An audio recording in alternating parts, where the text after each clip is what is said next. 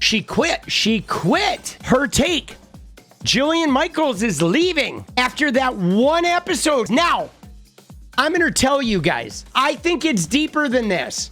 She's transphobic as all get out. Let me just tell you, she was a liberal until she got gay married and got that Hollywood money.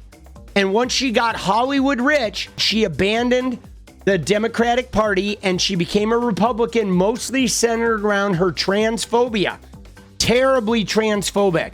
Okay, now we find out she's got some significant Zionist tendencies. She is crazy. She's like an anti-vaxxer, I think, to a degree. She is mental. I mean, we knew she was mental when she had that show where she was just attacking people. You know, she's an abuser.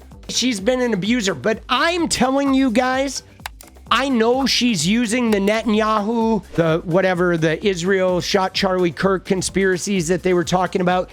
I believe this has something to do with the slavery stuff too, though, guys, because she got involved in this Her Take podcast, but she got vilified, guys, with that bullshit slavery take on CNN.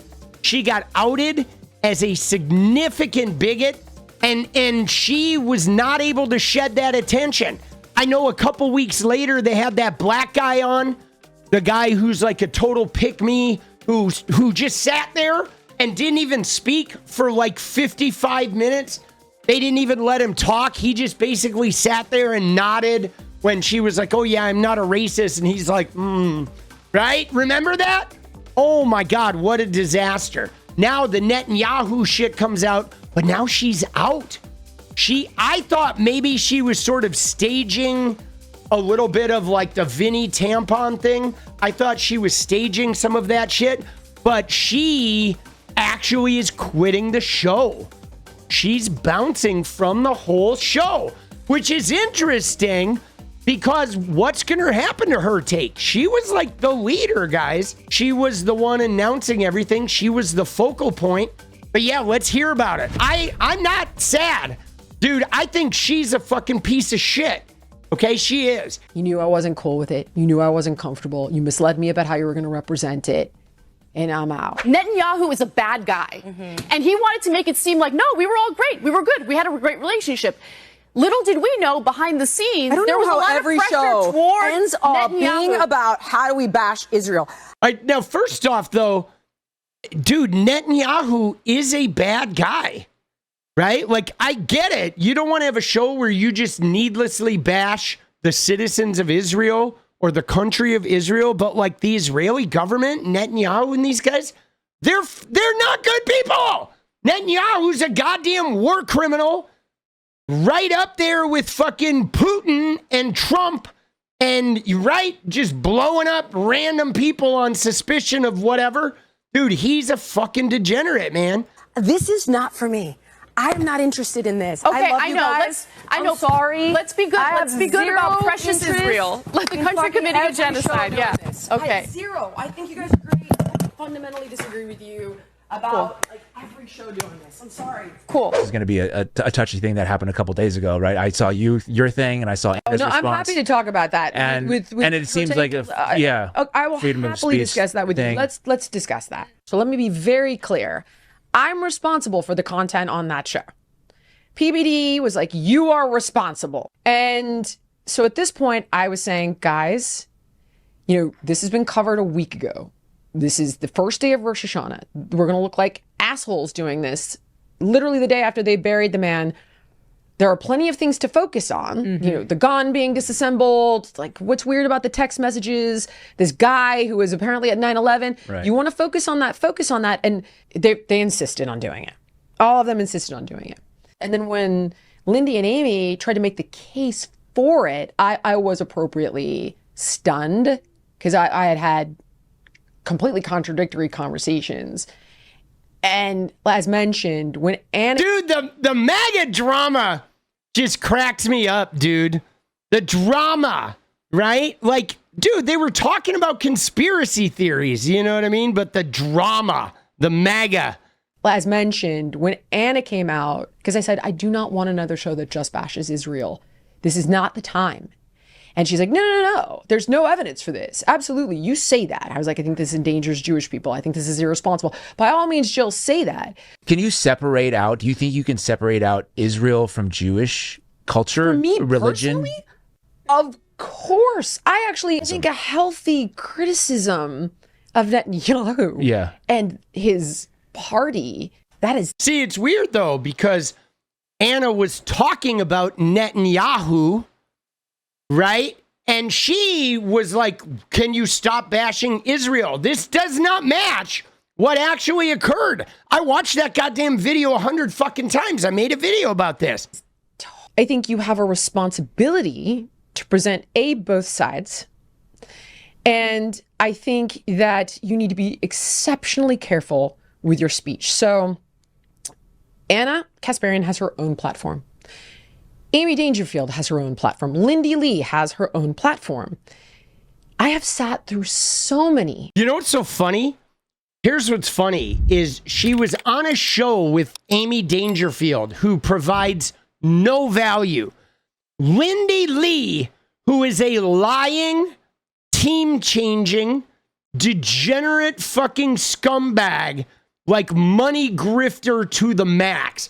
But it was criticism of Netanyahu that like ends it for Jillian, right? It's like she'll be on a show with Adolf Hitler and she's fine. But if you say anything bad about Netanyahu, she's like, I'm out. Dude, yeah, no, they are shills. But they're not even really shills. I feel like shills have some credibility. Okay, these women all have zero credibility, right? Like Lindy Lee literally changed her political orientation the day of the election win, right? Anna went from defund the police to like put every motherfucker in jail. Yeah, they all have no credibility, like none. I mean, it was like 4 women that nobody would take seriously because they're all degenerates.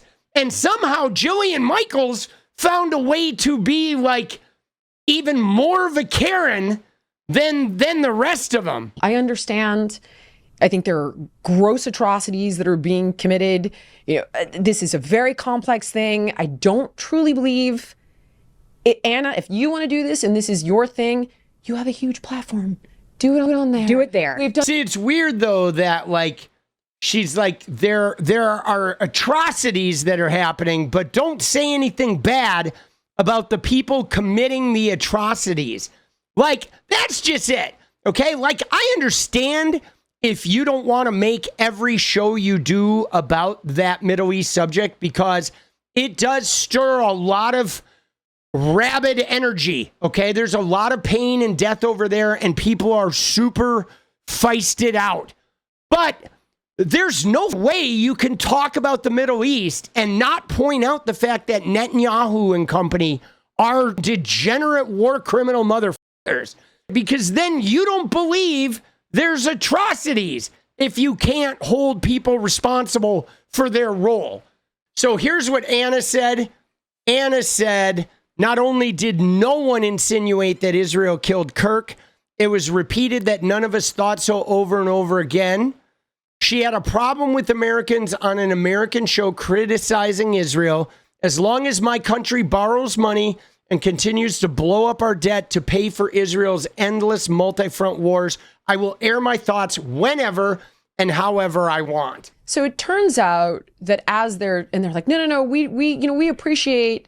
We don't think this is true. Right. Amy says, I don't think this is true. I think Anna said, I don't think this is true. Anna says, I don't think there's no evidence for this. Amy starts out her segment with, there's no evidence for this. Okay. But then proceeds to only present half of the information and then fight to try to make a case that it has merit. Well, you know, what information is she supposed to present there? Obviously, Bibi was acting weird, bro. You just said you didn't think there was evidence for this. You just started the segment saying you don't think there's evidence for this. You don't have the information that this guy, Max Blumenthal, has written for papers funded by Qatar and Iran. You somehow left that part of it out. Your source is Candace Owens. I like Candace. I've had her on. You know, I do think maybe she's a bit down a rabbit hole. When Andrew, but that's her platform. She's allowed to do that. Of course. Yeah. I've had her on my platform to talk about it. Right. She's talked about it on my platform. It wasn't a debate. It was an interview. Dude, isn't it funny how the woman who like was like defending slavery is saying other people are down a rabbit hole? And don't you find that odd? That like the woman who we watched defend slavery and try to whitewash slavery is now saying these other people are down a rabbit hole. It's like, honey, you are in a fucking sinkhole of degeneracy and stupidity. And you're talking about other people in the rabbit hole. Like, oh, all right. What is up, guys? Thank you so much for watching. If you like the video, you want to support independent resistance media, you know what to do. Drop that sub, hit the like button, and please share it. And we do love our members, so if you want to become a member, it's another really great way to support. Thanks again for everything, guys. I'll see you next time. Let's go.